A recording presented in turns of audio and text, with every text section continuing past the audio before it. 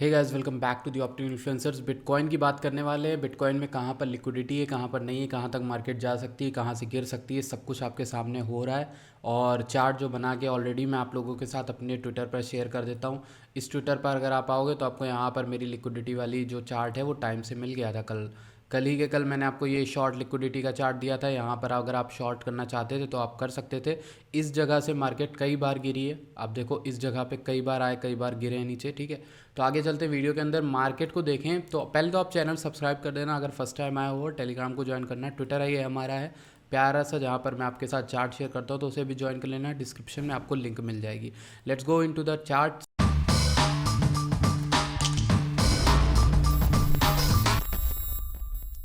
सबसे पहले मुझे यहाँ पर बिटकॉइन अच्छा दिख रहा है। मैं आपको पहले मैं आपका सारा डर ख़राब कर देता हूँ, डर हटा देता हूँ, sorry.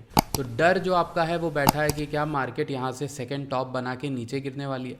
I don't think so, I don't think so. Because क्यों, मैं कुछ चीज़ें देख रहा हूँ। पहले तो आपकी जो लिक्विडिटी है वो बहुत ज़्यादा अमाउंट में यहाँ पर है। मतलब जिस एरिया में हम घूम रहे हैं, 28,500 से लेकर 30,000, 31,000, कहीं भी देख लो। अब तक पूरा जो अप मूव हुआ है उसमें यहाँ पर मैंने इतनी क्वांटिटी में बिटकॉइंस के ऑर्डर्स नहीं देखे।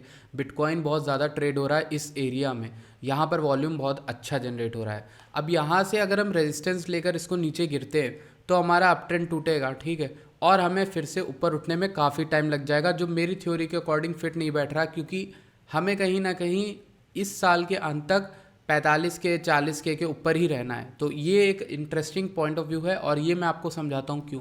पहले तो यहाँ पर मुझे क्यों लग रहा है कि मार्केट जो है नीचे की लिक्विडिटी टैप करेगी, जो कि हमारी लॉन्ग की लिक्विडिटी सबसे ज़्यादा इस रेक्टेंगल के अराउंड है, जो कि है 28,600 से लेकर 28,500 के बीच में। मुझे यहाँ पर बहुत ज़्यादा बिटकॉइन के ऑर्डर्स दिख रहे हैं यहाँ पर, ठीक है। और आप देखोगे कल क्या हुआ यूएस मार्केट ओपन होने के बाद भी, और आपको बहुत सारी चीज़ें देखने को मिलती हैं, ठीक। और अभी एक और चीज़ है, यहाँ पर देखो एफएमसी स्टेटमेंट लिखा है, तो इस समय के दौरान एफएमसी आने वाला है मेरे ख्याल से।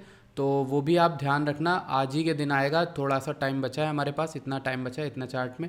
तो यहाँ आने तक, इस टाइम के आने तक हम क्या बिहेव करते हैं, यहाँ आने तक तो हम किस तरह से बिहेव करते हैं वो देखना बहुत इंपॉर्टेंट होगा। क्योंकि एफएमसी के पास या तो हम ये शॉर्ट की लिक्विडिटी ऊपर की उठा लेंगे, ठीक है, और नीचे गिर जाएंगे और 28,500 आ जाएंगे, या फिर हम इसी समय के दौरान दो तरह के काम करेंगे। पहले हम 28,500 आएंगे, फिर हम 28,500 जाएंगे, और मार्केट कहीं ना कहीं कहीं नहीं जाएगी, यहीं आएगी। तो टोटली दोनों तरफ की विक्स आएंगी, मतलब दोनों तरफ के लोगों को लिक्विडेट किया जाएगा। तो ऐसे टाइम में आप ट्रेड ना करना, आप वेट करना, पहले देखना न्यूज़ कैसी है, ठीक है। और मार्केट जिस तरह से बिहेव कर रही है उसका आप दिमाग लगाना कि अगर न्यूज़ अच्छी आई है एफएमसी स्टेटमेंट में, तो आप देख रहे हो मार्केट नीचे गिरी हुई, तो आप नीचे गिरने पर बिटकॉइन को लॉन्ग कर देना। लॉन्ग करने के एरियाज़ मैं आपको बता देता हूँ। पहला एरिया 28,800 से लेकर 28,700 के बीच में, और 28,600 से लेकर 28,500। अरे मतलब आप समझ गए हो कहाँ तक है। ये एक छोटा मोटा रेक्टेंगल है जहाँ पर लिक्विडिटी हो सकती है, लेकिन मेरे हिसाब से ये एक बढ़िया एरिया होने वाला है लॉन्ग लिक्विडिटी का, जहाँ पर आप बाय कर सकते हो बिटकॉइन को। अगर मैं आपको दिखाऊं कि ये कितना बढ़िया वर्क कर रहा है शॉर्ट लिक्विडिटी वाला, तो इसको जस्ट मैं आगे बढ़ाऊंगा और आप देखोगे कोई भी क्लीन कैंडल हमें नहीं मिली इसके ऊपर, जो मैंने आपको एरिया दिया शॉर्ट लिक्विडिटी का। देखा, ये होता है कॉन्सेप्ट, ठीक। अब देखो आप, इसको मैं थोड़ा सा बढ़ाऊँ, आप देखो कहीं भी नहीं मिल रहा है। इनफैक्ट हमें हर बार रिजेक्शन ही मिल रहा है, ठीक है। जहाँ ये टूटा तो हमें यहाँ की लिक्विडिटी उठानी है, जो कि एक अच्छी चीज़ हो सकती है कि हाँ भाई, हम यहाँ नीचे गिरे, डाउनफॉल आया, धीरे धीरे करके हम ऊपर चले जाएँ यहाँ तक है, और फिर एफओएमसी के दौरान हम नीचे गिर जाएँ, ये हो सकता है, ठीक है। तो ये एक प्रोबेबल पाथ है। दूसरा ये कि हम नीचे ही गिरें और एफएमसी तक नीचे गिर जाएं, और एफएमसी के बाद हम ऊपर उठ जाएं, और काफ़ी ऊपर उठेंगे। फिर अगर एफएमसी अच्छी आया और मार्केट यहाँ कहीं पर हुई, तो मुझे लगता है मैं लॉन्ग लेने वाला हूँ बिटकॉइन में, बहुत तगड़ा लॉन्ग मिलेगा हमें, ठीक है। तो वो एक ऐसा एरिया होने वाला है। तो इस तरह से एफएमसी को प्ले करना, आज की एफएमसी बहुत इंपॉर्टेंट हो सकती है मार्केट को प्ले करने के लिए, क्योंकि बिटकॉइन फिर से एक सपोर्ट के दौरान आने वाला है, और इस सपोर्ट से मार्केट बहुत अच्छा पंप भी कर सकती है। आपको मैंने 29,200 का सपोर्ट बताया हुआ है ऑलरेडी बहुत पहले से, कि ये भी सपोर्ट एक अच्छा है, ठीक है। उसके बाद हमारा 28,500 बैठा हुआ है। लेवल के तौर पे बताऊँ तो 29,200 और 28,500, ये दो लेवल याद रखना, ठीक है। बात करते हैं इथेरियम की। लेट्स सी इथेरियम क्या कर रहा है। इथेरियम वापस से हमारे उस रेजिस्टेंस जोन से नीचे आ गया, जो कि एक अच्छी चीज़ नहीं है। इथेरियम बार बार जो है इसको तोड़ने की कोशिश करता है, लेकिन तोड़ नहीं पाता। 1890 से 1990, और जब भी इसके नीचे आता है इसको शॉर्ट करना ज़्यादा बेटर होता है, लेकिन ये एक सपोर्ट है जहाँ से उठ भी जाता है। तो मेरे ख्याल से अगर बिटकॉइन या फिर एफएमसी खराब आता है, बिटकॉइन नीचे गिरता है, इथेरियम को शॉर्ट कर सकते हो और 1735 तक का टारगेट रख सकते हो। पहला 1800, दूसरा 1735 तक का टारगेट रख सकते हो। ये शॉर्ट करने का है, ठीक है। लॉन्ग की ट्रेड मैं तब तक नहीं दूंगा जब तक इथेरियम एटलीस्ट 1924 से ऊपर ना आ जाए, 1924 से ऊपर ना आ जाए, ठीक है। उसके ऊपर आएगा तभी हम कुछ कह पाएंगे। बिटकॉइन की डोमिनेंस को देखते हैं, डोमिनेंस क्या कर रही है। डोमिनेंस में एक अच्छी चीज़ मुझे यही दिख रही है कि भाई डोमिनेंस अभी के लिए लग रही है कि ठहर रही है, ठीक है। तो यहाँ पर रुकना एक अच्छी चीज़ है। ईदन यहाँ से रिवर्सल कर गया तो हमारे कॉइन्स जो हैं, आल्ट कॉइन्स बहुत बुरा जाएंगे, लेकिन मुझे लगता है यहाँ तक टच करके फिर ऊपर उठे तब अलग बात है। तो यहाँ तक आने का मतलब है ऑल्ट कॉइन का सीज़न आना, थोड़ा सा ऑल्ट कॉइन मजबूत हो जाना, ठीक है। टोटल क्रिप्टो के मार्केट कैप को देखते हैं तो वो एक फिर से एक ख़राब चीज़ कर रहा है, जो मैं आप लोगों से बहुत बार डिस्कस कर चुका हूँ कि इसके ऊपर अगर ये क्लोज कर देता तो हमें एक अच्छी इंपॉर्टेंट चीज़ मिल जाती है, रैली मिल जाती है ऑल्ट कॉइन्स में। ये देखिए, ये मैंने ऑल्ट कॉइन्स का एक चार्ट आप लोग को बना के दिया था। मैंने कहा था कुछ ही दिन पहले कहा है जब मैंने बोला कि break this and alt will rally, लेकिन ब्रेक ही नहीं कर रहा है। इस एरिया को जहाँ ब्रेक करेगा वहाँ ऑल्ट्स रैली करेंगे। ये नीचे आ ही नहीं, ये नीचे आ रहा है और बार बार इसको तोड़ नहीं पा रहा है, which is not a good sign. Total 3 की बात करते हैं, ये सिर्फ ऑल्ट कॉइन्स का मार्केट कैप है, इथेरियम को भी हटा के, ठीक है, बिटकॉइन और इथेरियम दोनों को हटा के।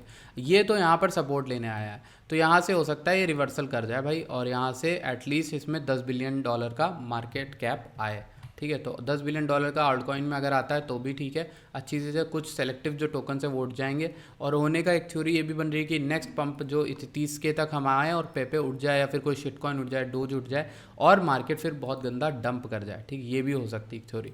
अच्छा, मैंने ये आपको S&P का बताया हुआ था कि 4567 है, तो ये इसका नेक्स्ट टारगेट 4800 का ये वाले पीक को टच करना होगा, वहाँ पे जाके डबल टॉप बनाता है वो अलग बात होगी। DXY की बात करते हैं, DXY आ गया रेजिस्टेंस के अंदर, और देखो भैया हमारे रेजिस्टेंस से अच्छा खासा ये गिर भी रहा है, ठीक है, दिख रहा है आपको गिरता हुआ, आपको दिख रहा है कि यहाँ से हमारे रेजिस्टेंस से ही ये लुढ़क रहा है।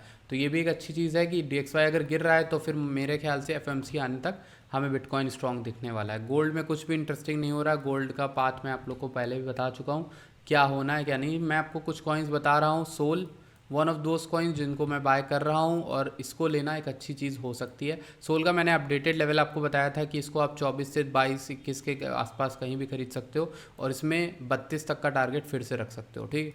CFX एक ऐसा टोकन जो एक्चुअल में काफ़ी अच्छा वर्क कर रहा है, लेकिन CFX में अगर ये सपोर्ट टूट गया, पहले तो यहाँ से डबल बॉटम बनने के संकेत हैं, ट्रिपल बॉटम इनफैक्ट, ठीक है, लेकिन अगर ये सपोर्ट टूट जाता है तो हमारे पास फिर 16 से 14 सेंट की बाइंग ही बचेगी CFX में, विच इज़ नॉट गुड। तो अभी आप CFX को अवॉइड ही कर लो, और जो लोग इस पोजीशन में हैं वो उसको रख सकते हैं with a risk of with SL just below 1672 और समथिंग, ठीक, तो वो लगा सकते हैं। LDO फिर से 1.919 आ गया, LDO ने हमारा टारगेट भी पूरा किए, सारे रेजिस्टेंस पूरे किए ब्रेकआउट देने के बाद। अब LDO वापस से नीचे आ गया है, LDO को लेने का सही समय है 1.88 पे, ठीक है, तो वहाँ पर आप ले सकते हो। आर्ब एक ऐसा टोकन है जिसको आप बाय कर सकते हो, आर्ब बहुत बढ़िया टोकन है, और इसको लॉन्ग हेयर इफ सस्टेन्स वाले एरिया में ये दोबारा आ गया, जहाँ पे मैंने आप लोग को आर्ब को लेने को बताया हुआ था, ठीक है, आप यहाँ पर ले सकते हो आर्ब को अगर चाहो तो, ठीक है।